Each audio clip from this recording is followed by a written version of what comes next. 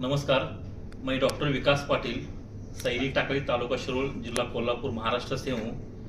मैं 7 साल से समर सोशल फाउंडेशन, ये कोल्हापुर की एनजीओ है, इस साथ से जुड़ा हुआ हूँ। और इस संस्था के साथ जो वे अलग अलग अभियान है, वो नशा मुक्त भारत अभियान, मधुमेह मुक्त भारत अभियान और अलग अलग जो अभियान है उसमें मैं काम कर रहा हूँ।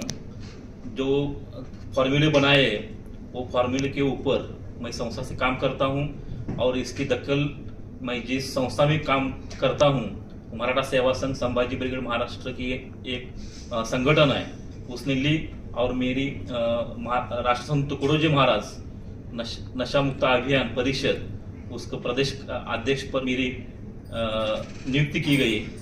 मैं समर सोशल फाउंडेशन में काम करके मेरे को 24 स्टेट लेवल के अवार्ड्स मिले हैं और मैं और मेरी पूरी फैमिली, मेरी बीवी और मेरा बच्चा ये भी इसमें काम करता है।